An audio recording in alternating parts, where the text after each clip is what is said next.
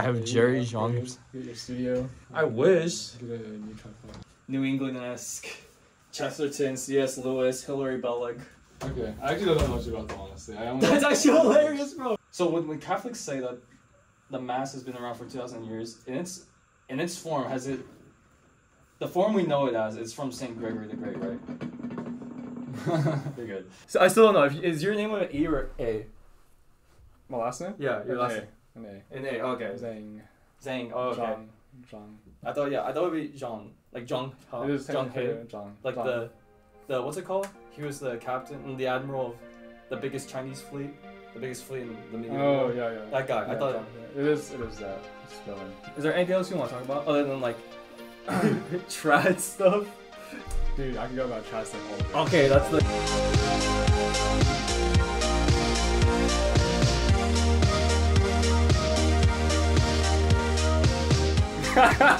Oh, this is funny. I've never been behind the scenes on this. You never. Yeah. It takes me about 20 seconds to like warm myself up. Alright, ready? Let's go, man. You got this. Let's go. I'm about to do a fin. Alright, ready? Yeah. Hey guys, welcome to the Blessed Fall podcast. My name is A1 Apollo Perez, and my guest is. My name is Jerry. Jerry? What's your last name, bro? My name is Jerry Zhang. Zhang? Okay. And he's got an interesting story to tell you guys, and yeah, bro, I look up to him, bro, so I hope you guys enjoy this episode. So yeah, Jerry, why don't you introduce yourself, brother? Yeah, my name is Jerry Zhang. I'm a graduate from UCSD. I just graduated in December, and yeah, I'm a baby Catholic. So, baby Catholic? Yeah. Oh, that's crazy. I'm a baby Catholic too, actually. How long you been Catholic? 2 years now? Yeah, so I was baptized in Easter 2022. So 2022. That's actually crazy. So yeah. First things first. You are a convert, and we talked about this before. You grew up atheist? Yeah. So okay. Yeah. So my mom was Baptist, but she stopped going to church when my younger sister was born. So I was basically raised in a non-religious household, and then so I became atheist at some point. Your dad was still Baptist?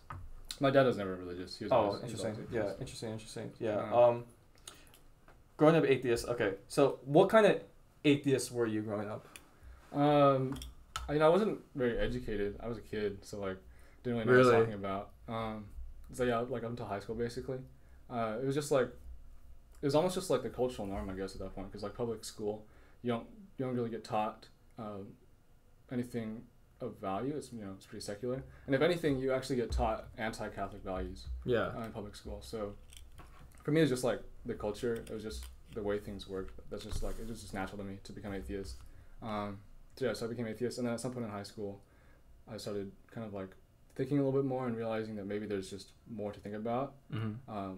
So it wasn't so much like I decided to be atheist one day and then I was like kind of fighting against it. It was more just like that's just the flow of things. Oh, okay, yeah. So I asked that question because I think, were you ever like nerdy and like astronomy? No, I'm just kidding. Oh, my bad, bro. My bad, bro. My bad.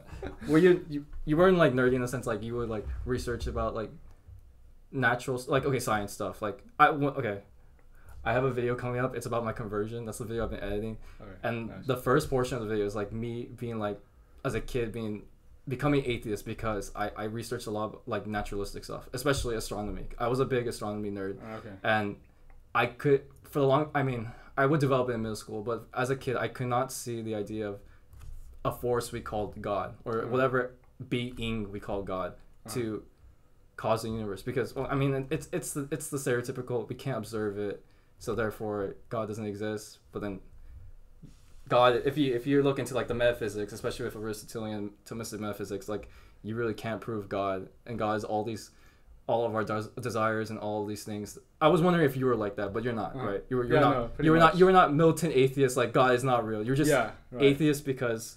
Yeah, I was just like a lukewarm atheist, basically.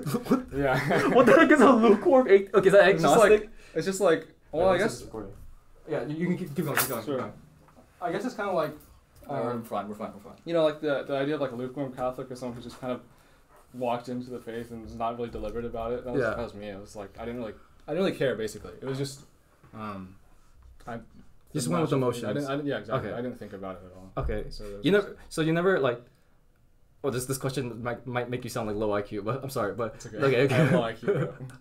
I've taken one of those things. I'm like. Okay, so my question, what I was gonna say is, you never asked like the big questions, like why are we here? What do we exist for? You did. No, not really. Yeah. Really? So about the first time I probably started thinking about that was when my friends in high school started a philosophy club, and they started. What? That's the most nerdiest thing I've ever heard in my life. Yeah, dude, there were some serious nerds, but I didn't really think about it up until then. Really, that's interesting. Okay. I was just kind of just going through the motions, just chilling, like doing school, hanging out with my friends. Yeah, didn't really think about it. Yeah, what is this philosophy club? Are they like just like pure philosophy nerds and like old pagan, Greek pagan, or like up towards enlightenment, or like general like like Western philosophy? Maybe throw in some Eastern philosophy in there, spice it up. Yeah. So one of the guys who started it, and we'll talk about him later, I'm sure. I'll just call him A for now. So that's fine. His name is A. He was one of the guys who started it, and there was a time in high school when he was like pagan, like he actually like what kind of pagan? Like Greek pagan? I don't know exactly. Norse pagan. Yeah, something like that, dude. I don't know. Better to follow the wolf of Odin than the ram of God. Yeah, basically, dude. It was crazy. Yeah. So and then he got into other philosophy too. He was just going like exploring all sorts of different things. And then he started a philosophy club with some of his friends, which I kind of knew, but not super well. But they would just talk about all kinds of different, mostly probably like Western philosophy, but a lot of stuff. Yeah. Okay. That's interesting. Yeah. So me and you come from different knowledge backgrounds. Okay. So. Yeah, because you said you dabbled in like Eastern stuff, right? Yeah. I went into Buddhism because it was kind of that phase where like. Western stuff is crap. So Eastern guys, those guys they know what they're talking about. Also, it's complicated for me because I approached it thinking it was atheistic philosophies, and some forms of Buddhism are atheistic, but it is like in its like actually it is a religion in itself. But it depends on the form. Anyways, yeah, you never dabbled into any of the Eastern stuff. No? Yeah. Because it was kind of pride on me. I was like, dude, like these Mexicans and other people, dude, like Christianity, that's BS, bro. Like, come on, Buddhism is where it's at. And then I found out like a lot of frustrating stuff that Buddhism teaches, like the world being an illusion, and you need to really conquer your own self and spiritual alignment. And I thought that was, in essence, very selfish. The idea. I mean, that would like make me look towards Christianity eventually for the idea of we need a savior, but. I didn't know at the time. Anyways, but yeah, this is more about you. That's not about me, bro. So this is high school, right? When did you really start to like dabble into Christianity? So that was about the time that the groundwork was being laid, I think, because I just started thinking about those questions more and realizing that there actually are things that I need to think about. I can't just go through the motions. And then I got into college, and sometime in my first year, I came across a Baptist Oregon campus, and it was sort of like really crazy kind of how we met, because I didn't really know they were Baptist at first, and then I found out that they were, and then since I was kind of curious about Christianity already, I started asking them questions, and yeah, just kind of snowballed from there. And then eventually, I don't remember exactly when, but I was like, yeah, I guess I want to become Christian. Which is like super anticlimactic.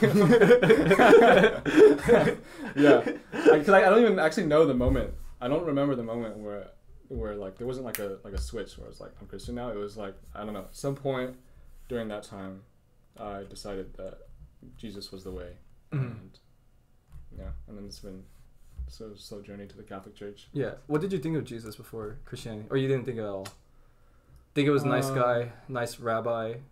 Yeah, I guess I didn't know who he was at all. That's interesting. Other than just that I didn't really even understand like the idea of the Trinity. Like, I just remember one time I heard it that like God was both the Father and the Son, and that they're both God. And then I was like, well, like, dude, that's crazy. You guys don't know what you're talking about, man. But yeah, so I didn't really know that much about Jesus, and I guess I thought he was a nice guy or something. That's pretty funny. Yeah.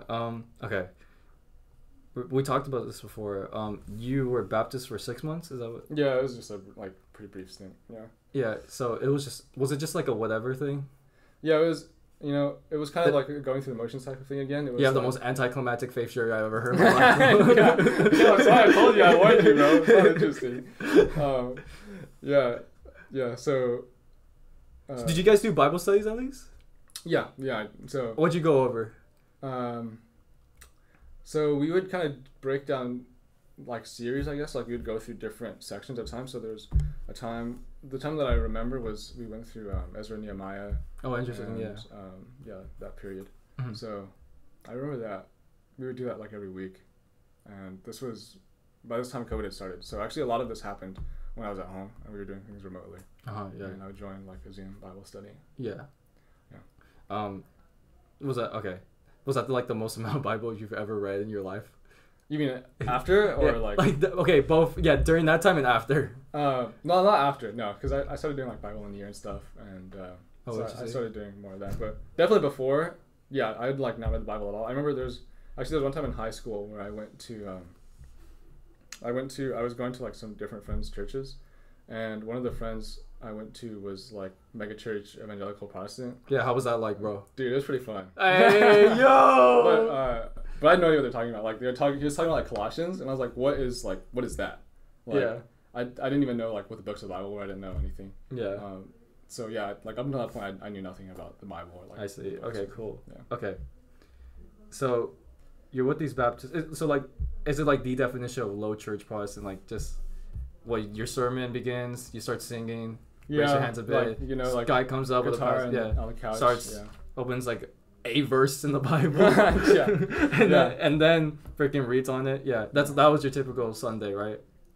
Yeah, except it was on Zoom. So, it's on Zoom. Yeah. Oh, COVID. At this point, yeah. So then, you're going through school. What made you go towards Catholic Christianity? Did you even what did you even think of Catholicism? What was that, bro? Yeah, so I'm gonna give you a really boring answer again. I just didn't know. I didn't know about it. Okay. Actually, okay. So, before I was interested in Christianity, I went to Latin Mass one time. Wow, dude, that's a predecessor right there, bro. Yeah, the seeds were sown, man. Dude, that's actually crazy. That's cool. So yeah, that was actually about the same time that I went to there was like a time where I was just like, I wasn't really interested. It was just like my friends were doing it, and I was like, oh, I'll just go check it out and see what's up. So I went to a Latin Mass one, and that's kind of all I knew. I didn't know Latin, so no one knows Latin. But did you freak out? No, I was just kind of. I knew I wasn't not gonna be able to follow along, so I just kind of. Oh yeah. I was just there taking it in, and it was good. I liked it. Mm-hmm. But so when I went in with the Baptists, I didn't really have any intention of like actually sticking through with them. It was just sort of like, dude, you're fake, bro. Dude, maybe. No, I mean like I wasn't gonna like leave them either. Like it was just like they were the ones that came to me, and they were the ones that taught me about Christ, and in a very real way. Like they're fine. They're separated, but they're still our brothers and sisters in Christ. Of course. And yeah, so I just kind of was running with them. I didn't really think too much. Basically I wasn't thinking about like Catholicism versus Protestantism. Yeah. Again, so like that's you didn't even know the theme. Did you even know there was a difference in the first place? I did, but I didn't know what the differences entailed. Yeah. I hardly even knew anything about Christianity in general. Okay. So, yeah, I didn't know what the differences were, and so so then that's when A comes back in the picture. Is he, before this, he already had a revision to Catholicism, and he was already asking me questions. Oh boy, yeah. About the faith, and so he was kind of there in the background, and then when he found out that I was Baptist, basically, he was like, dude, you can't do that, bro. And then wait. Okay. Yeah. No, he with genuine concern, he came to me and he said, I as like your brother, I have this obligation to teach you about the truth and to do my best to guide you.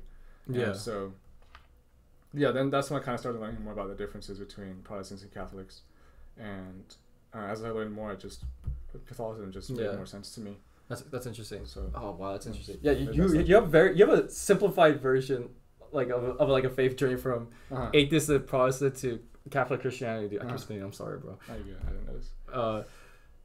Didn't even consider orthodoxy. Not even a blimp. Honestly, I don't even know if I knew about orthodoxy until after a decent amount of time that I was like. That's actually crazy. Yeah. Thinking of being Catholic. Okay, that's interesting. Yeah. Okay, so you have your friend A. Yeah. Smart philosophy guy. He's helping you along. Like, what are the questions he asked you?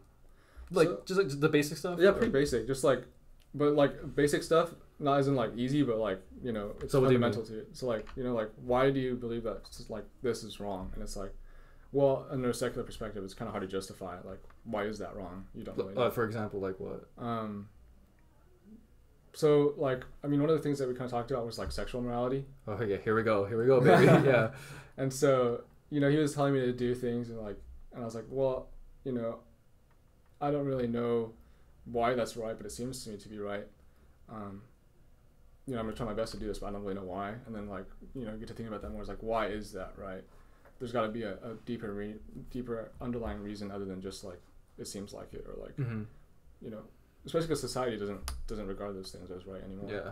In today's world, so things like that. Things like, you know, why does the universe exist in the first place?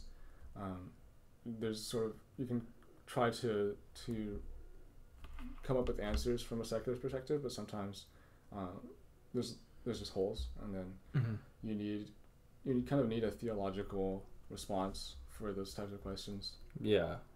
So yeah, just those questions got me thinking, and I didn't really have answers, but it was just like, why are we not thinking about these more? And like, why is it that this institution, the church, that I thought was like so superstitious and so outdated, why is it that they have such thoughtful dialogue and responses to these questions? And then that's kind of what drew me into it. You never asked your Baptist friends these questions? Well, I guess at this point I sort of accepted the fact that that I needed the answers to these questions, and Christianity was kind of a source for them. And so that's one of the reasons why I also was interested in the Baptists. Yeah. And that's kind of how they brought me in the first place. Was they have this program called Course 101, I think, something. That's the most default name I've ever heard. Yeah, Course 101. About it's like course of what? Bro? Course 101. Yeah. What? Yeah. It's a 101 basics on course. Yeah. I think that's what it was called. Okay, you're good. I'm not sure, but I think that's what you're good, bro. And yeah, so like right away it talked about like why does the universe exist? I had kind of like a uncaused cause type of thing in there too. Oh, interesting. Yeah. It was the Kalam variant of that, but yeah, so I did kind of get that from the Baptists too. Yeah, I'm just curious. Like, is it only just because your friend, like, you really consider Catholicism? And it was like that. I think so. Well, it wasn't like that, but you know. Yeah. Okay. Because I expected at least like some resistance as a Baptist, but you were just like. No, it wasn't easy actually, because not really from me, honestly. It was mostly like he would like tell me stuff, and I'd be like, oh dang, that sounds pretty interesting, and I'd go to my Baptist group and be like, you know, my friend raised these points, and I think they kind of make sense, and then they'd try to answer back, and then I would go over here, and I was kind of like the middleman between them. Yeah. And so it was really hard to decide. Actually, at one point there was a point where I was like. The Catholic side makes a lot of sense. The Baptist side makes a lot of sense. Maybe they're just both wrong. Dang! So there was a point where I legitimately was like, maybe this is wrong, actually.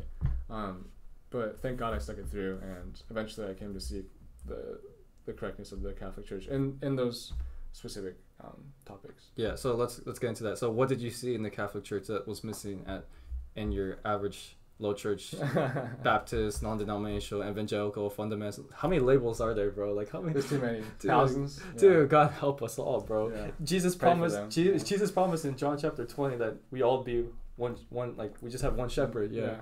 And we all be one, united. Yeah. There was a question. Well, the question. Sorry, I rambled. You know me, bro. I bring in the Bible and I just start rambling. I just start yapping. That's good. What was the final push towards Catholicism over any other form of Christianity? And by any other form, I mean Protestant Christianity, which is low church Baptist Christianity. The final push. It wasn't necessarily one thing, but rather kind of the cumulative evidence of just like the hierarchical body of the church that just made sense to me, like the fact that it'd be visible, the fact that the fact that it's visible is a big one for me. Actually. Yeah, exactly, right. It's like, yeah, you just look at it and you're like, there's one Catholic Church, and you look over here and it's like there's like thousands of branches of Protestantism, and they kind of have this kind of loose spiritual connection. So, I'm sorry, I didn't mean to inject this, but an interesting like insight I thought about is that because the Catholic Church claims to be the one true church, the true bride of Jesus, the bridegroom, I recognize that as a Protestant, you believe that the church is an invisible body of believers. An example I think about is that, you know how like marriage is like the ultimate like foreshadowing of Christ and the wedding feast at the very end of time. I always thought it as was basically like, imagine you meet a guy, right? He's like a guy, right? And you meet him. Just a guy, right? He says, "Hi, this is my wife," and then you say to him, "I don't see your wife. Your wife is invisible." It's my invisible wife. Oh my god. You know what I mean? That's true. Yeah, exactly. And it's just so frustrating. Like the whole point of the incarnation is that God becomes man and has a physical connection to us. Every movement he does, everything he like, every breath he takes, every move he makes. Working in the workshop with Saint Joseph, like walking on the soil of Israel. Wouldn't it make sense that if you read in like the Old Testament about the prophecies, especially like Song of Songs, the idea of God being a connection towards us, wouldn't it make sense that if he physically incarnated, wouldn't there also be a physical incarnation of his bride or bridegroom? Sorry. Yeah. Anyways, sorry. Definitely. As a Protestant, I thought about these things, but like I'm just amazed like how simplified yours is. Like the Spark Notes version of mine. Yeah. Okay. Pretty basic. Anything else? Just hierarchy. No, that's probably the main thing. No Mary, no Eucharist. Yeah. Actually, I didn't really think about Mary too much or the Eucharist. So at that point, I'd like barely ever been to Mass. So, I mean, it was just like that one time basically at the traditional Latin Mass. Yeah. And so I guess I just didn't really like the Eucharist had yet a profound impact on me, and I didn't really think about it that much. But yeah, so it was probably mostly just the visible nature of the Catholic Church. Yeah, and that's the fun. That's it. Where's your friend A in this?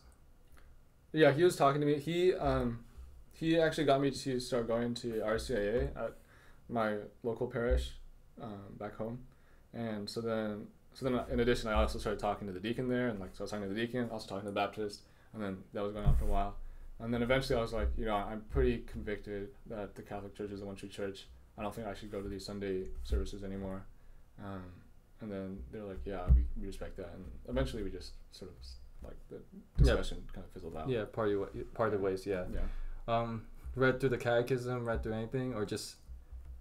I don't know if I read through the catechism at that point. I'm sure that I don't say his name. And the deacon, they definitely like probably gave me like resources from the catechism that I just wasn't aware of at the time. But yeah, I don't think I had yet read through the catechism. And you're going through RCIA and just everything's just falling into place, or? Yeah. That's actually crazy. That's crazy. Yeah. So, where does the tradness begin? The tradness. Okay, let's start Liturgy of the Hours, G.K. Chesterton smoking cigars, wearing suits, going to Latin Mass in the first. How did I not say Latin Mass? But where does this all begin? Well, I guess it always had to do like his influence on me from the beginning was definitely he was really good. He's a good role model. He's very knowledgeable. So he raised me. Like I was gonna say like. In a figurative way, but he really is like he's my godfather now, so he really did kind of raise me to be a good Orthodox Catholic, and so that foundation has always been there, I think. And then I came to Newman, and I didn't know that like people kind of dressed more casual, so I came with my tie on. That's so sick. That's so sick. No, that's actually, dude, the formality thing has gotta go sometime, bro. At least like at least something with a shirt, bro, or at least girls with a dress. I don't know. But anyways, I think every guy should at least wear a collar. Yeah, I agree. Yeah, I don't know exactly when. I think it's just sort of been more and more slowly.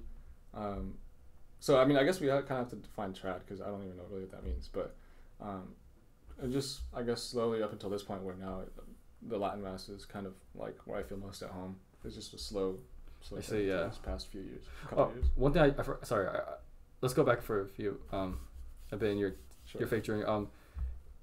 When it came to Christianity, did you really have like a faith experience, or was it like that point where you couldn't actually say intellectually, okay, Jesus is real and I believe him? Like you actually have to like commit fully all in 100% that this is Jesus is God. He sent down the Holy Spirit. You gotta pray and believe and keep his commandments if you love him and everything like that. Like, or was it? My point is, did you find any difficulty in like believing all this stuff? Yeah. Because this is the part. Sorry, I should have put this earlier, but like you were atheist and then you became Baptist. Like, How did you make that jump? Yeah. Like I said, it's kind of hard to remember. I think there was an analogy that I heard once from a professor where he said that in some ways it's kind of like falling in love, where like you don't know when you fell in love, but at some point along the line you fell in love and now you're at where you're at. So I don't remember exactly the moment. I remember I did kind of battle with it intellectually, just on all levels. I did kind of battle with it for a while. I remember there was one point where I was walking home. This was when we were still on campus. I was walking back to my apartment on campus, and then I remember just like I was like looking up and I was like, maybe God is real, and like that might have been like my first prayer, maybe the first time I kind of like opened myself up to that possibility. It was like I was just like looking up at the trees in the sky, and like I was just had this weird feeling of like, what if, like, God, are you out there? I don't know. And that was kind of the first moment. But thinking about kind of like what you were saying about like making the decision, it kind of makes me laugh because I remember we got to the end of course 101 and I was talking to the guy. Yeah, the chorus of courses, bro. And then it's one of the courses of all time. Yeah. It was actually pretty good. Okay. There's good apologetic stuff in there. And then I got to the end, and then he was like, okay, now it's time. Like, they call it the Lordship Decision. And it was like, are you ready to accept Jesus Christ as the Lord? And then I was like, yeah, I guess. And I was like, dude, you are so reluctant, bro. What the heck, bro? That should be the most, dude, like, Protestants are charismatic, bro. You should have been so, like, hyped up, bro. Hey, man. No. I was like, yeah, I think so. Yeah, I think so, bro. Dude, with the things Jesus Christ says, you gotta be all in. I mean, yeah, it's fine. Maybe at that point I hadn't really made that, like, that's what you say, yeah. I hadn't really made that full jump yet. And it kind of is, conversion is like, a lifelong experience. So that was kind of just the start of it. But yeah, that was kind of, and then I think he was like, are you sure? And I was like, yeah. Yeah. And he's like, wow, you're like really easily convinced or something like that. And damn, dude. Yeah. Okay. You weren't baptized, though. You were baptized at Easter. Yeah, I was not baptized there. Because they don't really, I don't think they really. They don't believe. Yeah, so obviously they don't believe in the regenerative baptism. Yeah. That's actually insane. That's wild. What happened to? Oh my gosh, dude, Protestants. Okay. Yeah. God bless them. Yeah. No, they did do baptism sometimes. Like, was it symbolism or was it like? It was symbolism. Yeah. Oh, what? Yeah. At least some Protestants. Protestants in my church, it's a symbol, not symbolism. It is like regenerative, like a sacrament, really? And in essence also confession. Like, bro, if you want to be saved, confession? No, but like it's Baptist. Like, if you want to be saved, we gotta dump you in the water, bro. Yeah. You gotta put on Baptist, but they don't even believe in the sacraments at all. That's actually of baptism. Yeah. Yeah, I remember I watched one and they did it in like the apartment pool. It was kind of the apartment pool. Yeah. I mean, if they do the formula. That's I get the Trinitarian formula. Yeah, that's all that matters. Okay. Yeah. Did my church did? I don't think. Okay. Dude, I get confused, bro. Cause I get confused between like all the Protestants. Okay. I don't know if my church actually did or not. Oh, the baptism, yes, as a sacrament baptism as an initiation into Christ's kingdom, yes. I don't know about. I'm trying to think if we did like confession through it. I don't think so. Now I think about it. All right. Dude, like it's Protestants, but yeah. So. You're Catholic now. What's your first step like? Just in your faith journey, just like, are you struggling with COVID? Oh, this is 2022. You didn't really. So after I was baptized, we were already back. So yeah. Yeah, we are so back, bro. Yeah, we were so back, bro. Yeah. Dude. Yeah. Latin Mass. Where'd you go? Okay. So yes, the first time I went was back in NorCal. And then I don't know if I ever went again until some point at Newman. So we have St. Anne's here in San Diego, which I found out very fortunate to have, very blessed to have, so close by. And I took people there. I knew about it, and so I wanted to take some people there to check it out. And so that's probably the second time I ever went to a Latin Mass. And actually, so I went the week before everyone else just to like figure out the timing, like make sure that we could make it on time and get spots. And I just went by myself, and I actually didn't like it. Wait, really? Yeah, and I was like... You didn't grab a missal or anything? I did, and that was why I didn't like it, I think, was because the whole time I was just like trying to find where we were, and I was like, I'm so lost right now, like, he's over here doing this, he's like, what happened in this part? Like, yeah, so I think I walked out with like a headache, and I was like, that kind of sucked, actually. Yeah, so why'd you come back, bro? Well, the second time was just because I brought the group. Okay. Did you like it then? Yeah, I did, because so what I did that time was I was like, okay, I'm not using the whistle this time. I'm just going to be, because that's what kind of I did the first time, right? Because the first time I didn't even have any, I wasn't even gonna try to understand it because I wasn't even Catholic at that point. So, and that one was okay. So I decided, I guess, I'm gonna try to do the same thing. I'm just not gonna try to follow along. I'm just gonna absorb what's happening, and yeah, it was a lot better the second time. Yeah. So when did you decide to learn the Latin? To learn Latin? Yeah, to get more appreciative and understand the Mass. Oh man, I don't actually know. You don't remember? Interesting. That's kind of the theme of my faith conversion. Not gonna lie, I have a terrible memory, bro. You're good, bro. Yeah. So I think after that point, I think from then on I was more open to it. So I probably went a couple more times. I remember one time we also went to a ordinary form Latin Mass. Yeah. In downtown, and I liked that one too. And actually, I remember at the time I said I actually liked that better than the extraordinary. Yeah. That's interesting. Although I take that back now, anyways. But that's something else. Okay. So yeah, I think just over that period, I was just becoming more open to it, and then at one point, I think I was visiting and he had a Latin textbook. I was just flipping through it. I was like, oh, this is kind of interesting.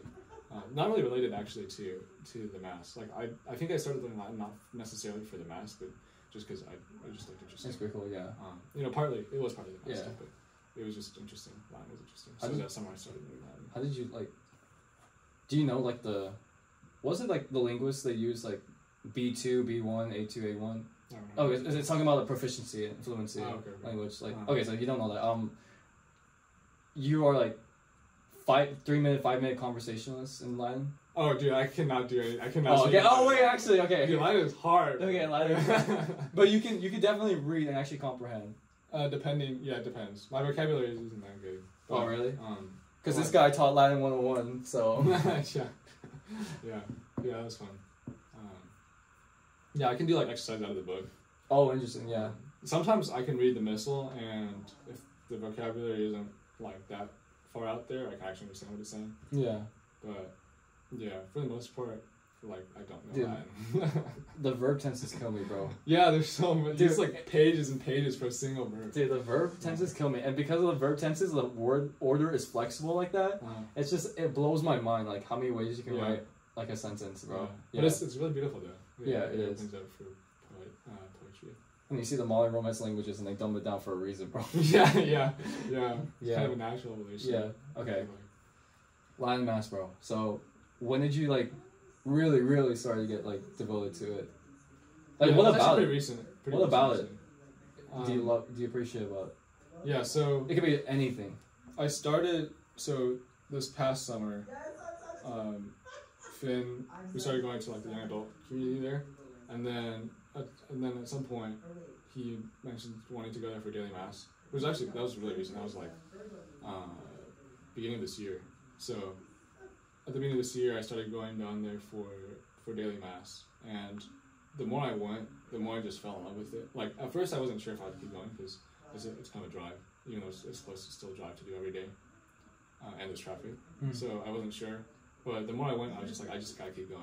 Like I just fell in love with the low Mass particularly. Yeah, because of the silence. Yeah, the biggest thing is the silence.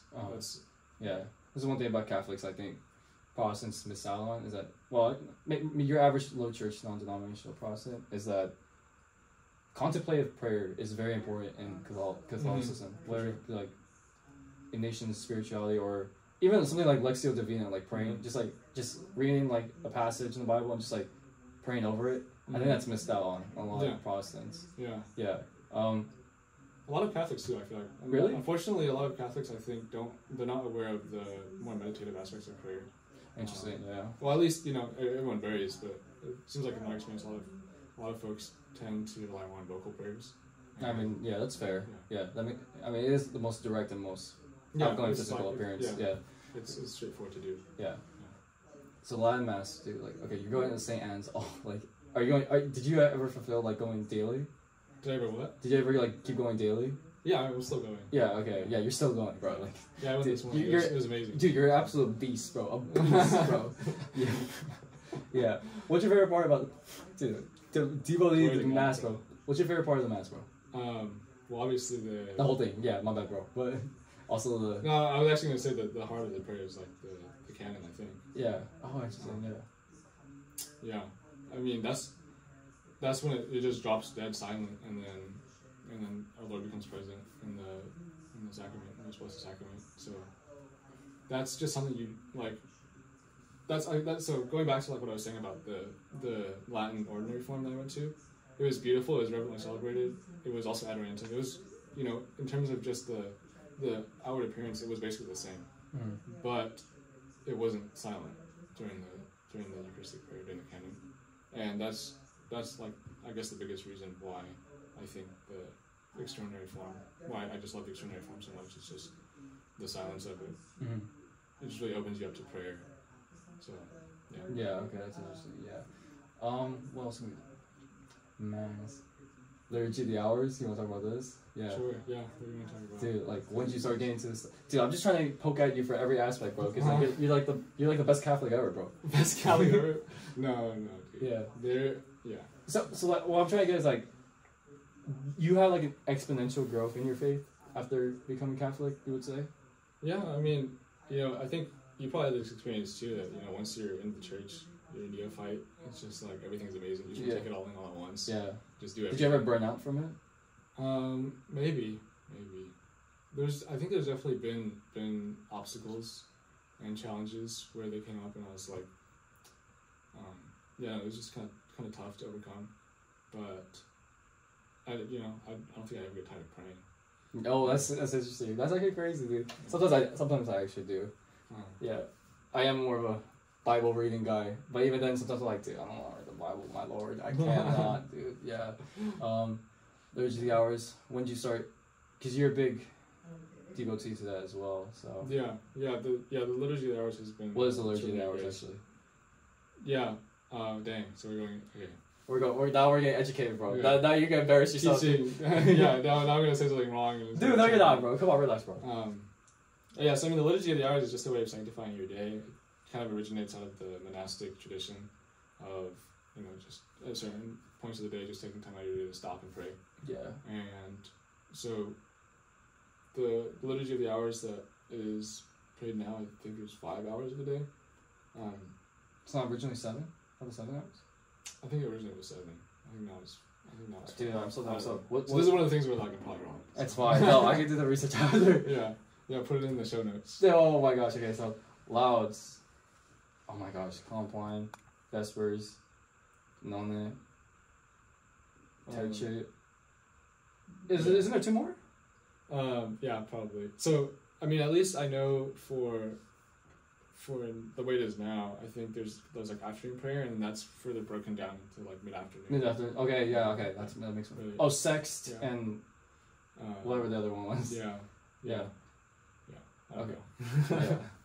When did you start like going over this? Because I don't know.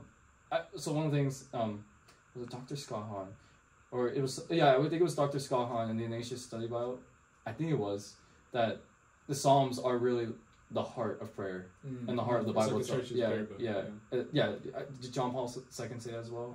probably in the Catechism or something. Yeah. But yeah. What made you like enamored with the Psalms? I think honestly, it wasn't the Psalms so much as it was just the idea of stopping my day to pray. This was, I think I started praying it when I was still at home over COVID, and yeah, it was in response to like, I guess, just certain tendencies I could have just being at home all day, and so I wanted to take more time to pray and to defend myself against spiritual warfare. You have to like continue to pray and stay on guard against temptation. So have you been consistent? I haven't prayed as much as I used to. So like when I was doing COVID, I would do. You're actual crusader, bro. You actually donned the armor. I was praying all day, man. I was like a monk. No, I'm just kidding. So I don't pray the Liturgy of the Hours as much anymore. It's usually, actually, I don't think I've prayed it recently. So for night prayer, I used to do it for night prayer pretty often. Now I'll kind of do a more simple version of night prayer. And then in the mornings, I would kind of do it sometimes in the mornings, but now I kind of take that time more for like meditative prayer. So I haven't really done the liturgy of the hours. Meditative prayer, yeah. What's that like? It's great. It's great. So I think what is meditative prayer? So you kind of group it all into a big umbrella of mental prayer, which is just different from vocal prayer. In vocal prayer, you just say the prayers and you're good. With mental prayer, it's more about you read something and then you reflect on it, and then you use that to raise your affections and then draw resolutions. And so it's a much more like pointed, personal way to approach prayer. There's a lot of good resources. I've read like a few books that kind of go over how to do it, because there's a process to it still, even though it's meditative. So you kind of just walk through this process of like you read and you reflect, and then you make resolutions, and then yeah. So you said you read books. Are these from like saints or? This one I don't think is a saint. The one that's like the bread and butter, I think, of mental prayer is called it's called Ways of Mental Prayer. Ways of Mental Prayer. Yeah. And I don't think he's a saint yet. He might be. Okay. Yeah. Dude, speaking of saints, who's your favorite saint, bro? I don't have a favorite saint. Because they're people. Dude, come on. Like, okay, what's your confirmation saint? There, fine. Technically, I don't have a confirmation saint either. Wait, what? Yeah. I don't know, like, if that's like a change in like tradition or what, but like I change tradition. Yeah. No, I don't know. I asked our CA teacher if like we would pick like our Christian names, and then she's like, you can if you want to, but it's like not official. That's actually wild. What in the world? So yeah, so it's like it's not on the baptismal certificate or anything. But I picked St. John. St. John the Evangelist. The Evangelist? Why him? He is the patron saint of friendship, and he's the beloved disciple. You know. Yeah. Referred to. Those are good reasons, actually. Yeah. Disciple. So that sorts of. I kind of want to do St. Joseph, but like everyone was doing St. Joseph. So oh really? I want to be different. You're contrarian, bro. Yeah. Yeah. Yeah. St. John. I might have done St. John's your favorite gospel? St. John's Probably. Yeah, because it's the most theological. Or? Yeah. I mean, it's the only one that's like different, kind of in a way. I mean, I'm not a biblical scholar, so to me it's just like synoptic gospels and John's. Like John's the only one special one. So it's like, that's fine. That's fine. Yeah. Oh man, what else are we talking about? Yeah. Where did you get? So, you're developing in Latin. You're getting developed into the faith. Yeah. When is the traditional? You're not trad. You're not rad trad, but when did like the tradition start to kick in? When did like raw milk and Latin mass start to kick in, bro? I mean, I think that's just part of my personality. That's fine. Yeah. Like I think, so Latin mass. I think. Well, maybe we can talk about this too, but I've kind of gotten to the point where I do believe that the traditional Latin mass. My personal belief is that it is objectively more conducive to devotion. But you know, I think also part of it is probably just my personality too. It could be just personality. It's fine. Yeah. But yeah, I don't know. I think it's been kind of like slowly, but I think recently, actually, pretty recently, was when I watched the Mass of the Ages videos that I was like, you know, like so bad chat. Dude, so sick. Yeah. Yeah, when you we gotta talk about it, bro, because it's part of it. Cigars, bro. When the cigars started kicking in, bro? I think I kind of always wanted to try, and I remember when A was still living in San Diego, he wanted to try too, and so we would talk about it, and we tried. So then we were trying to go to a store, but it was closed. It was this whole thing, and then we just got some from like a convenience store type of thing, and then we smoked a cigar, and it was fun. It was fun. That was it. That was it. Yeah, and I got really sick because he was sick. Oh damn, dude. Yeah. That's crazy. Yeah. Dude, you thought you had COVID or something? This was before COVID. Oh, what the heck, bro? Okay. So, wait. Oh, no, yeah, this was before COVID. San Diego. Okay, you don't have to tell me exactly Godfather's age, but how old was he? How old is he? He's younger than me. He's so that's one thing. Is like I always say Godfather, so people assume that he's like 40 or something, but he's younger than me. Wait, what? Oh, wait. You said in school. This is the philosophy club. Wow. He's the same grade as me. What in the world, bro? Yeah, but he's the same grade as me, but he's 6 months younger. So yeah, so he was 22. Oh, interesting. Yeah. Do you know what happened with his like reconversion, or? Yeah, I mean, I don't actually know too much of the details of what was his primary motivation to coming back to the faith. I think it was probably honestly just that he saw that he wasn't being fulfilled with all these other things he was exploring. Yeah, especially paganism, bro. Like, what is it? Yeah. Bro, why would you sacrifice an animal for one? You know that, bro? Neo-pagans, bro. You know, neo-pagans. You don't do that, bro. You don't do that. Yeah. So, yeah, I don't exactly know why, but, you know, thank God eventually he came back to the Catholic Church. And they sponsor you and everything. Yeah. Yeah, that's wild. You have a younger guy sponsor you. That's crazy. Yeah. And then he just had his kid. And now I'm his kid's godfather. So dude, that's actually crazy. That's so cool, bro. That's so cool. Yeah. Dude, like, it's amazing. The church family is crazy. Yeah. What was I going to talk about? Yeah. Cigars, suits. Yeah, are you developing into like a Chesterton type of guy? Chestertonian? Dude, I would not complain if I... Yo! Do you even read those guys, bro? Chesterton, yeah. I love... Oh, so actually, Chesterton, I've only read his fiction. I've never read Orthodoxy? Yeah, I've never read Orthodoxy. I should at some point, for sure. I should as well. There's like a free like website of like the whole thing actually. Like, if you search it up, really? you should look it up. Yeah. What's your favorite Chesterton quote? You got one? Yeah. So I love the reason I love Chesterton is because because everything he says is a quote from him. Like every quote from him is just like it's just like a boom. Yeah, it knowledgeable. Yeah, because the way he talks is just like you're like, what is this guy talking about? Like it makes so much sense, but like on the surface, it doesn't make any sense at all. Yeah. So yeah, one of my favorite quotes because it kind of embodies this. Actually, my favorite quote is long. I can pull it up, but it's fine. One of my maybe like second favorite quote that I can actually remember is he says it may be conceded to the mathematicians that 4 is twice 2, but 2 is not twice 1. 2 is 2,000 times 1. Well, okay, yeah, that's a big one. Because you're like doesn't make any sense. Like math ain't math, but yeah, what he's referring to is just like the fact that this was the context of this was it was about a guy who like basically infiltrated like this weird cult, atheist cult thing, and then he found out cult's wild. Yeah. And then he found out that there was one other person there with him who was like also Slack, and so then he was like, wow, like I have this one other person, this is amazing. Like, yeah. And so it just goes to show that like, you know, when you're in a group of people, like yeah, it's nice, but when you're alone and you find one other person, that makes all the difference in the world. That's 2 is 2,000 times 1. Oh, dude, that's so cool, bro. Yeah. That's pretty good. That's pretty good. Yeah, my favorite quote kind of highlights the tradness. Let me find it. I think it's from this book called The Napoleon of Notting Hill. Yeah. Which I want to reread it because I don't remember exactly the story. Like I said, I don't remember.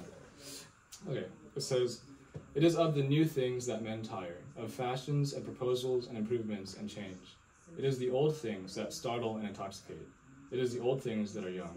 There is no skeptic who does not feel that many have doubted before. There is no rich and fickle man who does not feel that all his novelties are ancient. There is no worshipper of change who does not feel upon his neck the vast weight of the weariness of the universe.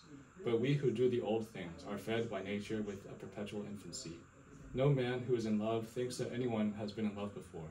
No woman who has a child thinks that there have been such things as children. No people that fight for their own city are haunted with the burden of the broken empires. Yes, O dark voice, the world is always the same, for it is always unexpected." Dude, that's really good. Yeah. It's hard. Yeah. It's a return of tradition, bro.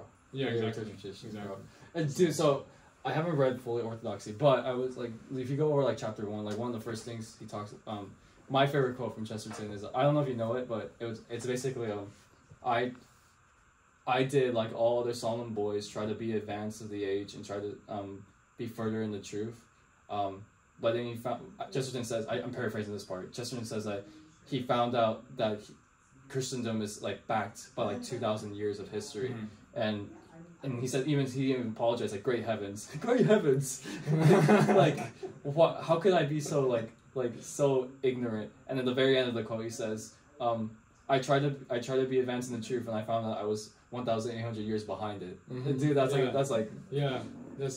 classic Chesterton right there. It just goes to show like the beauty of the eternal. right? Like we're always chasing for Yeah. new and exciting things, but really like the most exciting things Yeah. are the things that never change. Was Chesterton like in the circle? Well, was that circle like between C.S. Lewis and J.R. Tolkien? Like, I don't know. I don't know that much about like their personal.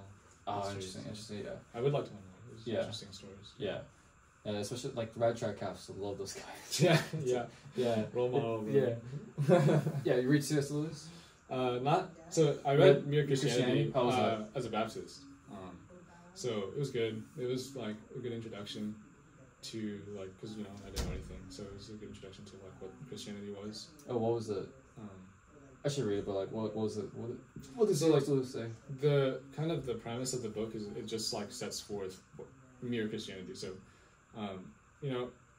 maybe it's not the best way to put Christianity, but at least it's a starting point to like start with. What he says is like agreed upon by all the denominations of Christianity. So it's sort of like the basics, I guess. I see. Yeah. So it was good for me to start with, maybe. But the idea of mere Christianity is kind of strange. Like the idea that you can separate the Christianity from the Catholic Church and propose it as being like mere Christianity is weird, but it was a good start. So he was Anglican, but was he like? Was he Anglican in the sense that he thought like all like the Catholic Church, even the Eastern Orthodox Church, are like living branches of the true church, or what did he think the Anglicans were right? That freaking started from King Henry's hormones, bro. His hormones. I don't know for sure. No, it's fine. I think I have heard like, I don't remember where I heard this from, but like his aide or something like that became Catholic sometime after he passed, and he said that like had C.S. Lewis survived to see what was happening to the Anglican Church, then he would have become Catholic. That's actually crazy, bro. Yeah, especially because the Church of England is absolutely bonkers right now. Pretty bonkers, yeah. But yeah, Yeah. Catholic Church standing strong. That's the only thing you read from C.S. Lewis, Mere Christianity? I think so. I mean, I think I read the Chronicles of Narnia. Yo! How was that, bro?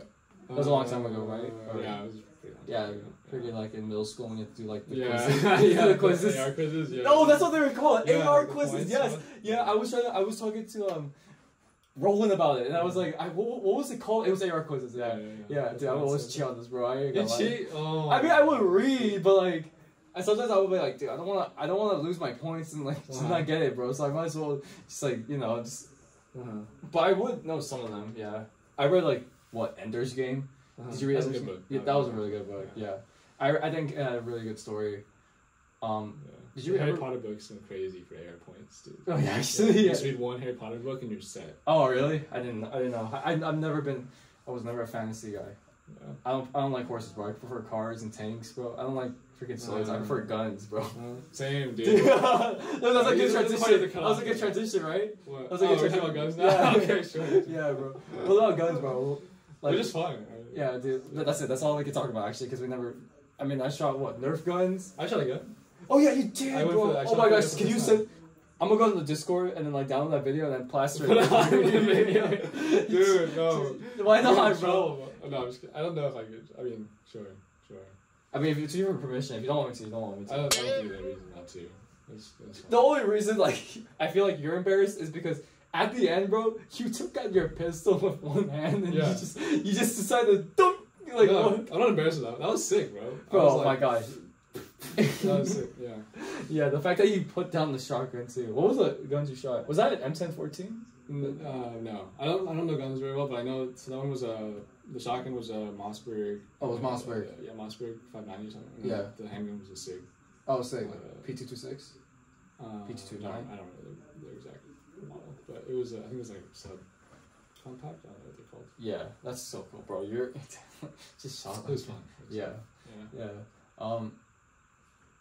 Have you been what have you been reading recently? Yeah, let's talk about that for a second. Okay. Yeah, I'm reading Robinson Crusoe. It's a fiction book. Normally I like to read a fiction book and a non-fiction book and mix it up. So I'm actually reading a few books right now. So Robinson Crusoe is my leisure fiction book. I'm reading a biography of St. John Vianney. That's my spiritual reading. Yeah. That's really good. Yeah. What were the previous books you read before that? were those? So the other fiction book I read was Pride and Prejudice. I just finished. Oh, Pride and Prejudice. Yeah. We're supposed to read that as a group. But, yeah. But people just stopped reading, so I was like, whatever. And then the spiritual book I was reading before that was. So one of them was called Conversion. That was lent to me by Jacopo, a good friend. And then the book before that was a book about Saint Francis Xavier, and that was really good. Yeah, yeah. You've been so. Are you interested in the lives of the saints? Because I texted you one time. I was like, bro, do you read the saints? And you were like, nah, bro. Yeah, no, it's not really. Like those are the only two books. Those are the only two books. Okay, I was about to say, like, you better not be lying to me, bro. I thought you had like a whole selection. Yeah. No. But I do want to, like, after reading the book on St. Francis Xavier, I was like, this is, like, really good. I want to read more. So, can you tell me some juicy facts about St. Francis Xavier? So he is, like, I think historians, I don't know if it's, like, historians, like, biblical scholars or what, but they say that he was the most effective evangelist since St. Paul. Wait, no, really? Yeah. Because he just went everywhere. And when you read the book... What was his order? He was part of the founding members of the Jesuits. Oh, he was roommates with Saint Ignatius. He knew Ignatius a lot. Yeah. So Ignatius actually had a profound impact on him, because before that he was living sort of a worldly life, and then he was like rich, right? He was. I don't know exactly how like the royalty works, but he was like an nobleman. Yeah. Oh, yeah, nobleman. Rank. Yeah. Yeah. And then he was living kind of worldly life, and then along came Saint Ignatius, and then he became wrapped up with him, and then became a Jesuit. They founded the Jesuits together, and then he went off to, I think it was India, but then he went off, and then he went all. Did he go to Japan, right? He went to India, and then he worked all the way along Asia, and made it to Japan, and then he actually went to China, and then he went to China. Yeah. He died in China. Yeah, I didn't know that. Okay. Yeah, so he went to China to try to, because he got to Japan, and then apparently in Japan they have kind of like almost like a worship. I don't think it's worship actually, but they basically highly esteem the Chinese. And he was like, okay, so if I want to convert the Japanese, I actually have to go to China to interesting. Yeah. And so then he went to China, but he got to the shore basically, and then died of a fever. No, dude, that's so tragic, bro. Dude, yeah. So he spent his life preaching the gospel. Yeah. And just reading his story, it's amazing. Dude, that's actually. Yeah. It's Angelus time, bro. Oh, dang, 6. Give me 5 more minutes. Okay. Yeah, dude.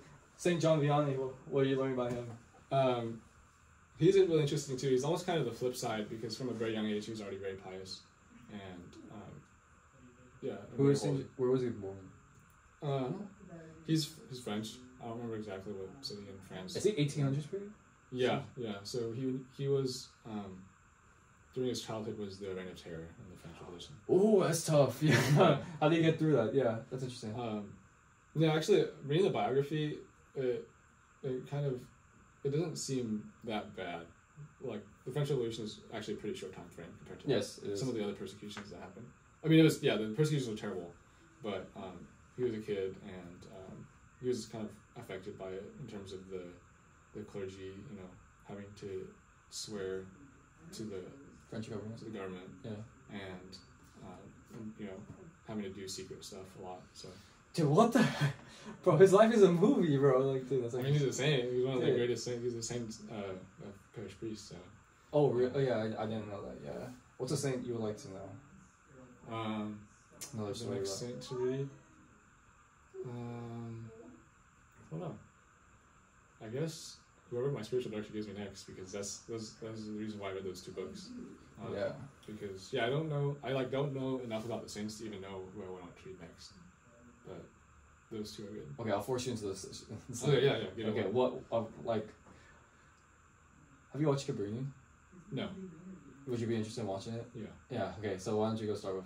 I always had a thing for like the religious order saints, because religious life is not something I thought about. I'm not discerning religious life. I think I am called to marriage, but I've always been appreciative of like the idea of giving yourself all to God and nothing else. Mm-hmm.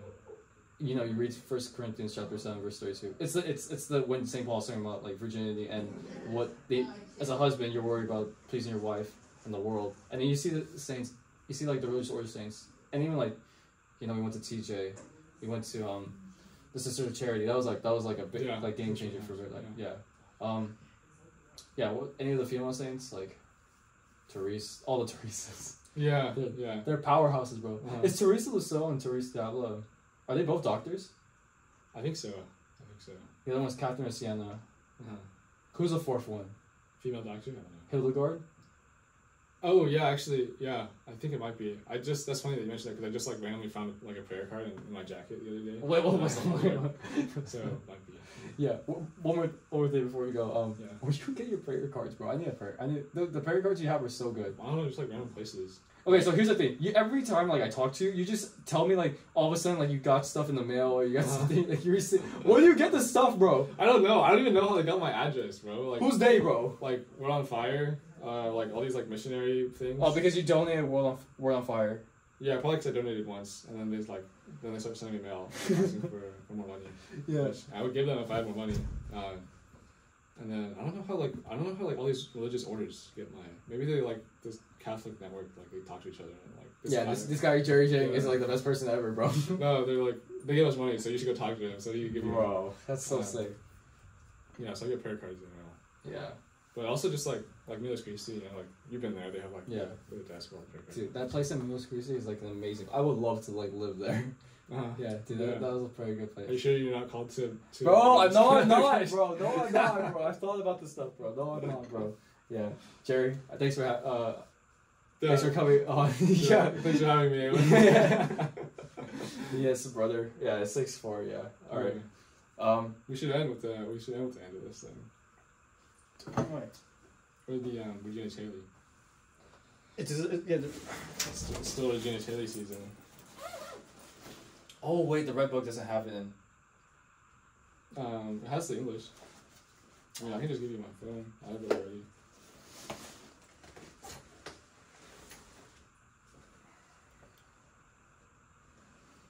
Alright, you chant it, bro, because I'm gonna follow you. Oh, chant it? You want to? Sure. Let's chant it. Here we go. Should we stand? If we came to see us if we stand? No, just okay. It doesn't stand. I'm not gonna read on in spirit. Yeah, oh, me, I want that. No. You want to? Okay. Giuseppe, feliz Spiritus Sancti. Amen. Regina Celi et Ade, Alleluia, quia quam eruisti portare, Alleluia, resurrexit, sicut dixit, Alleluia, ora pro nobis Deum, Alleluia. Gaudet laetare Virgo Maria, Alleluia. Quia surrexit Dominus vere, Alleluia. Oremus. Deus, qui per resurrectionem Filii Tui, Domini nostri Iesu Christi, mundum laetificare digna tuus es, presta quesumus, ut per eius donatricem Virginem Mariam, perpetue capiamus calia vitae. Amen.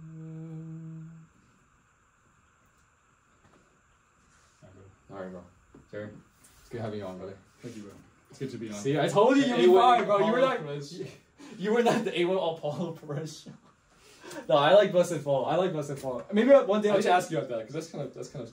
Maybe I'll change. Maybe I'll change it to Felix Culpa. I'll probably maybe change it one day. Okay. Yeah, but I do like Blessed Fall. I really appreciate. But why? It. It's like original sin podcast. It's the show where Catholics keep it real, bro. Okay.